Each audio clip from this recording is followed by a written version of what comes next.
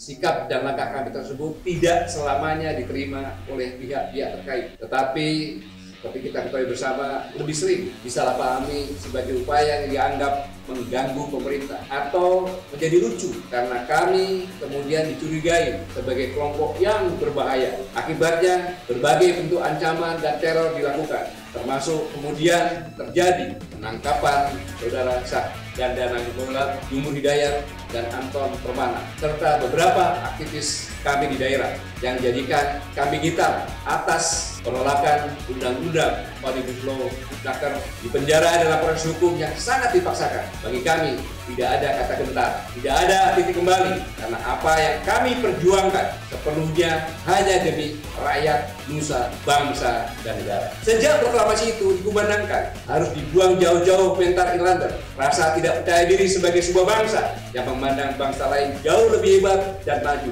sedangkan kita seolah-olah tidak berdaya, bahkan tidak mampu membaca potensi bangsa yang begitu besar dan berpikir picik menganggap bangsa ini tidak akan mampu mengatur dirinya sendiri, kemudian menyerahkan pengelolaan kekayaan alam Indonesia kepada pihak lain. Sangat jelas bahwa tujuan pertama pendirian negara adalah melindungi segenap bangsa Indonesia dan seluruh tumpah darah Indonesia, baru kemudian diikuti dengan tujuan lain. Dengan dasar itu sangat jelas bahwa keberadaan pemerintah termasuk TNI, Polri, dan seluruh perangkat negara memegang mandat dan amanah untuk melindungi segenap rakyat Indonesia. Kata segenap itu menekankan tidak boleh satupun nyawa rakyat Indonesia tidak terlindungi. Saya ulangi, kata segenap itu menekankan tidak boleh satu nyawa rakyat Indonesia tidak terlindungi. Oleh sebab itu, jika terjadi hilangnya satu nyawa rakyat Indonesia, karena sebab itu berarti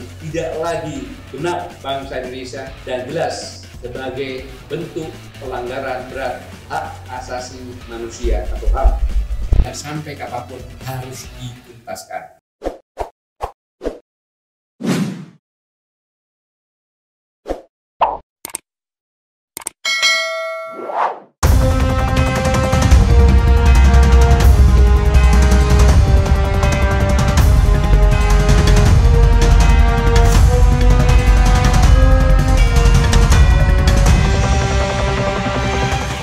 Dalam setahun ini, sekurang-kurangnya kami telah menyampaikan 52 public expose atau rata-rata kurang lebih 4 kali dalam sebulan sebagai bentuk masukan kepada berbagai pihak, khususnya kepada pemerintah dan lembaga-lembaga tinggi negara. Selain itu, berbagai diskusi terhadap isu-isu strategis juga dilakukan dengan sangat intensif, disertai langkah-langkah praktis, lakukan koordinasi dan konsolidasi organisasi. Saudara-saudara sekalian, sudah barang tentu sikap dan langkah kami tersebut tidak selamanya diterima oleh pihak-pihak terkait. Tetapi seperti kita ketahui bersama, lebih sering disalahpahami sebagai upaya yang dianggap mengganggu pemerintah atau menjadi lucu karena kami kemudian dicurigai sebagai kelompok yang berbahaya. Akibatnya berbagai bentuk ancaman dan teror dilakukan, termasuk kemudian terjadi penangkapan saudara Syah Ganda Nanggolan, Jumur Hidayat, dan Anton Permana, serta beberapa aktivis kami di daerah yang jadikan kambing hitam atas penolakan Undang-Undang Omnibus Law Ciptaker di penjara dalam proses hukum yang sangat dipaksakan. Khususnya saya memberi hormat dan simpati yang tinggi atas pengorbanan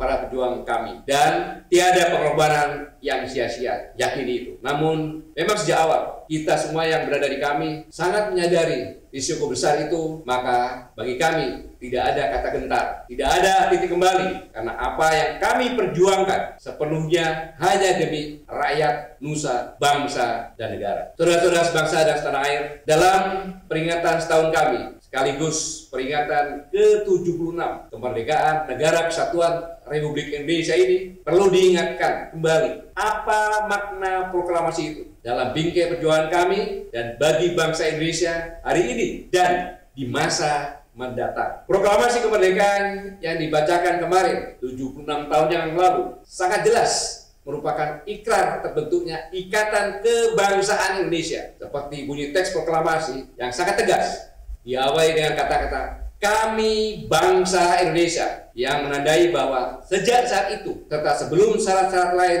sebagai negara dinyatakan dan dibentuk, kita semua, seluruh rakyat Indonesia telah terikat dalam ikatan sejarah yang suci sebagai dan menjadi kami bangsa Indonesia. Oleh sebab itu, dan sejak saat itu, keberadaan seluruh rakyat Indonesia memegang kedudukan dan kedaulatan tertinggi dalam sistem ketatanegaraan Indonesia. Maka pentingnya kemudian terbentuklah kebangsaan Indonesia sebagai modal pertama terbentuknya negara Indonesia. Selanjutnya, teks proklamasi itu berbunyi, dengan ini menyatakan kemerdekaan Indonesia. Artinya bahwa kita semua yang telah terikat sebagai bangsa Indonesia sejak saat itu telah menyatakan sepenuhnya merdeka. Tidak sekedar terlepas dari belenggu penjajah, tetapi lebih dari itu, di antara kita sebagai bangsa Indonesia tidak ada lagi perbedaan derajat dan kelas-kelas. Tidak ada lagi sebutan kaum kolonialis dan islander. Ikrar proklamasi kemerdekaan itu berarti seluruh rakyat Indonesia memiliki kedudukan dan derajat yang sama. Lebih jauh dari itu,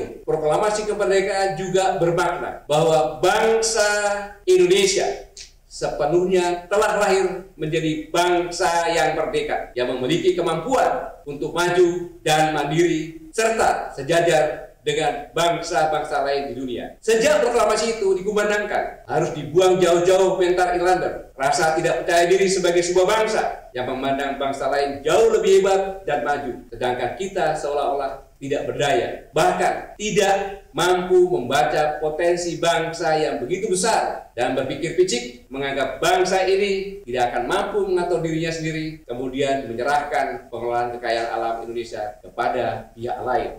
Saudara-saudaraku yang terhormat, kita ketahui bersama bahwa syarat terbentuknya suatu negara adalah apabila terdapat satu rakyat, dua wilayah, dan pemerintah yang berdaulat, serta pengakuan dari negara lain. Atas dasar itu sesungguhnya secara de facto dan de jure, pada saat proklamasi 17 Agustus 1945 itu baru dinyatakan tentang keberadaan bangsa Indonesia yang merdeka. Sedangkan deklarasi syarat lengkap terbentuknya sebagai sebuah negara Indonesia belum dinyatakan secara implisit, tetapi dirangkum dalam kalimat. Hal-hal yang mengenai pemindahan kekuasaan dan lain-lain diselenggarakan dengan cara seksama dan dalam tempo yang sesingkat-singkatnya. Adapun secara de jure, syarat lengkap terbentuknya sebuah negara itu dinyatakan sehari kemudian, tepatnya tanggal 18 Agustus 1945, khususnya tertuang pada alinea keempat pembukaan Undang-Undang Dasar 1945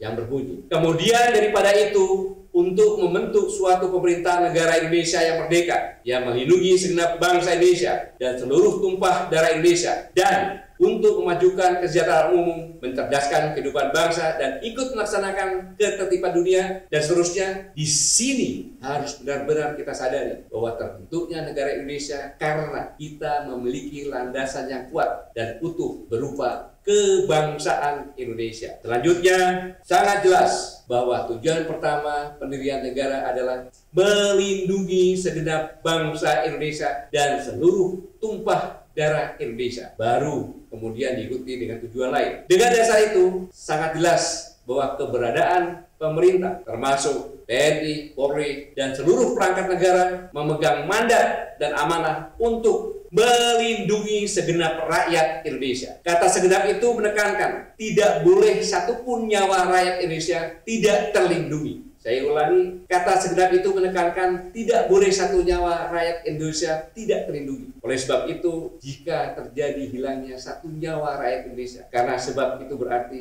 tidak lagi genap bangsa Indonesia dan jelas sebagai bentuk pelanggaran berat hak asasi manusia atau HAM yang sampai kapanpun harus dituntaskan.